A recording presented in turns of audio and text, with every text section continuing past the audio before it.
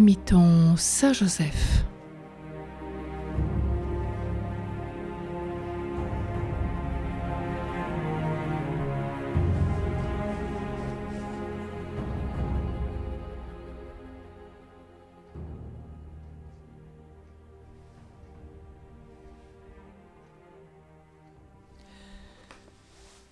Saint Joseph, modèle de paix.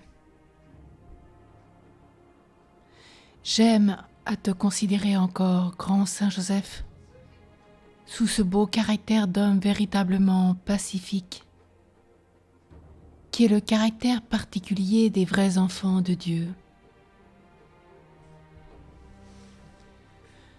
Dans toutes les circonstances de ta vie, tu ne t'es pas démenti un seul instant. Toujours un modeste silence, toujours un doux et affectueux visage, toujours et partout le calme et la sérénité.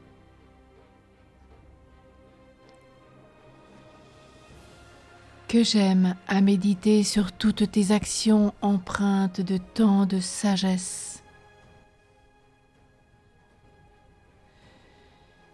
Que j'ai besoin de contempler ta figure douce et vénérable, moi qui ai si peu de réserve dans mes paroles, si peu de prudence dans mes démarches,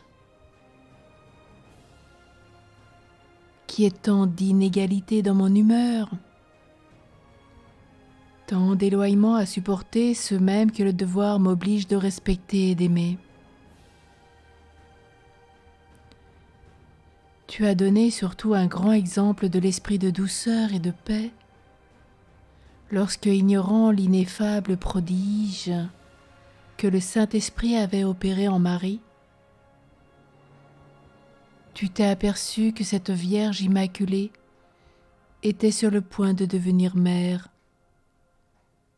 Ta vertu fut soumise alors à une épreuve bien sensible, et tes réflexions te jetèrent dans une grande perplexité. Mais, comme tu es juste et rempli de charité, tu as résolu de quitter Marie secrètement sans la condamner, sans l'accuser. Tu as été agréable au Seigneur pour une telle conduite. Ô mon Père, puisqu'il t'a envoyé un ange pour te révéler que c'était en Marie que s'accomplissait le mystère de l'incarnation du Verbe, le chef-d'œuvre de la toute-puissance, de la sagesse et de la miséricorde de notre Dieu. Quelle leçon pour moi qui juge si légèrement mes frères, qui me livre à de mauvais soupçons, qui condamne le prochain sur de simples conjectures ou sur des témoignages trompeurs.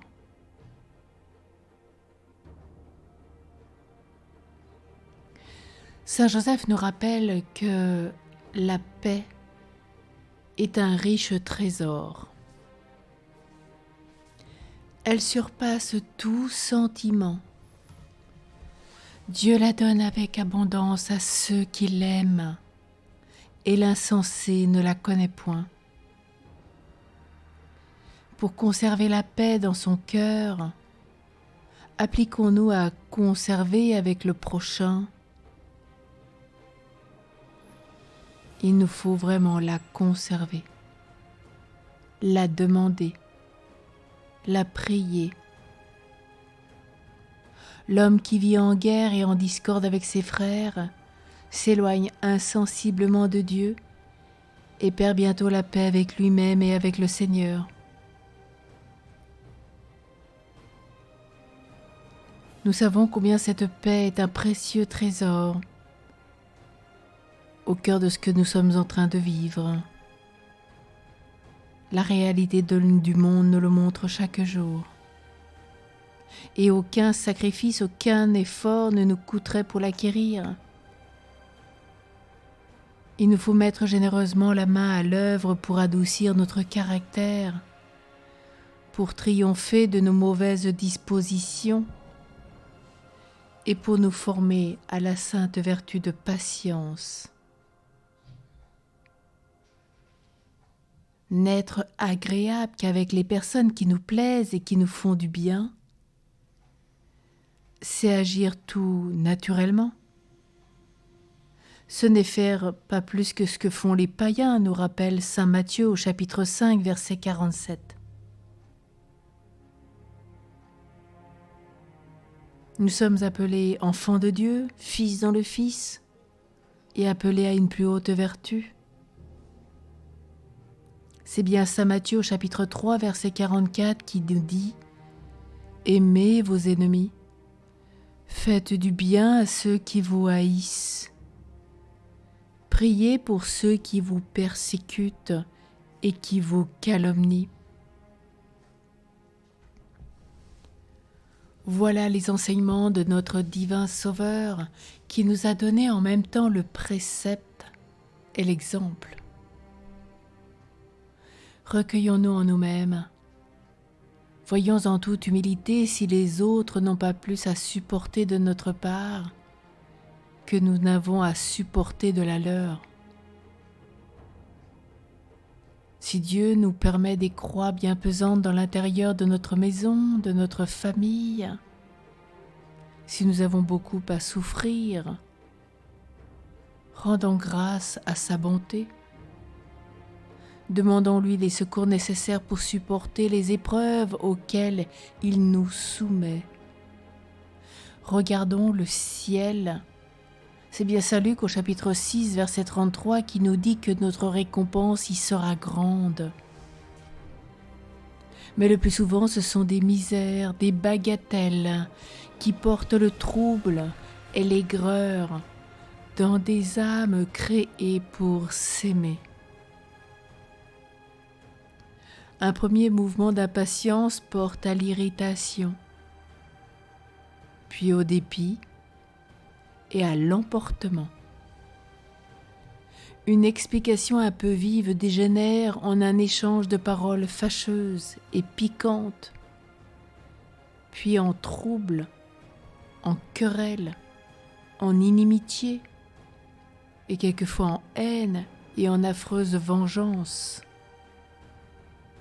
Et tout cela parce qu'on ne cultive pas dans son cœur l'esprit de paix et de charité que Jésus est venu apporter sur la terre et qui est la marque à laquelle on reconnaît ses véritables disciples.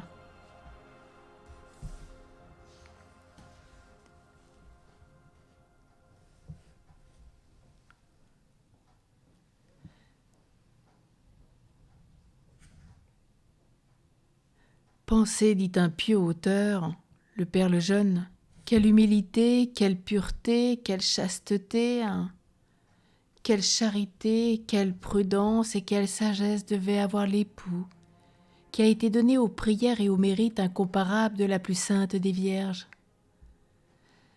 Marie étant mariée, a respecté Joseph comme son chef, son supérieur et son Seigneur, celle que les anges et les séraphins révéraient, devant laquelle l'archange Gabriel avait fléchi le genou, au pied de laquelle l'Église militante et triomphante se prosterne.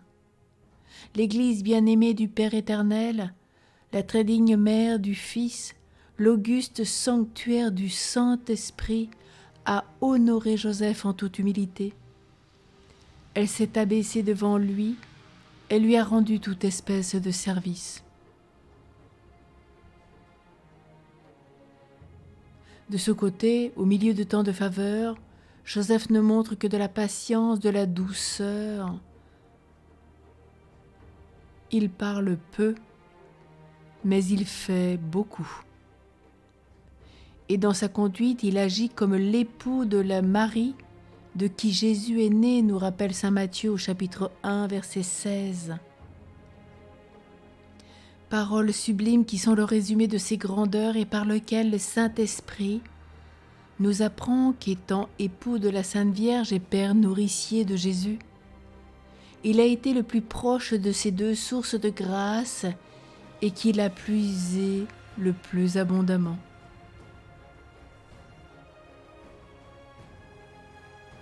Alors en ce jour,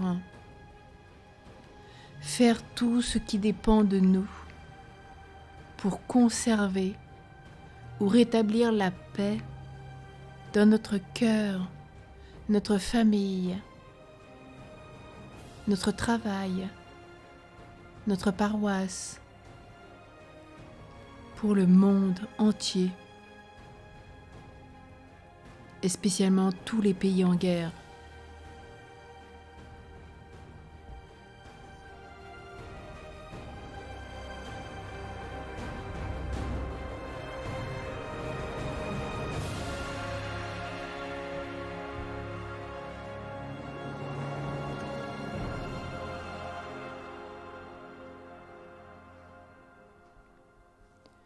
Consacrons-nous à Saint Joseph. Ô Saint Joseph, époux virginal de Marie, vous saurez nous faire grandir en grâce et en sagesse sous le regard de Dieu notre Père et des hommes nos frères. Vous nous protégerez des embûches de l'ennemi et de tous ceux qui en veulent à notre vie. Vous prendrez soin de nos besoins spirituels et temporels, nous apprenant à tout faire pour la gloire de Dieu et le salut des âmes. Apprenez-nous à contempler Jésus et à Marie et à leur consacrer nos vies. Comme nous voulons vous aimer et vous obéir comme un Père, pour vivre dans la paix, la confiance et l'abandon à la providence. À votre école, nous voulons apprendre la sainte obéissance, l'humilité et la douceur des disciples du Seigneur, la transparence de cœur dans l'esprit d'enfance, la pureté de ceux qui ont tout donné, le zèle discret des artisans de paix et la joie des fils de Dieu. Ainsi, jour après jour, nous voulons nous préparer à contempler dans la pleine clarté les merveilles que Jésus a préparées pour ceux qui se laissent transformer à l'école où lui-même est passé. Comme le fit Jésus à l'aube de sa vie, comme le fit la très sainte Vierge Marie, nous vous confions Saint Joseph, nos cœurs, nos âmes et nos vies. Nous voulons passer nos jours ici-bas en votre compagnie, afin de passer avec vous dans la céleste patrie, où nous ne formerons plus qu'une seule famille, celle de notre Père des cieux, en qui nous serons tous bienheureux. Amen. Saint Joseph, modèle de patience, prie pour nous. Saint Joseph, artisan de paix, prie pour nous.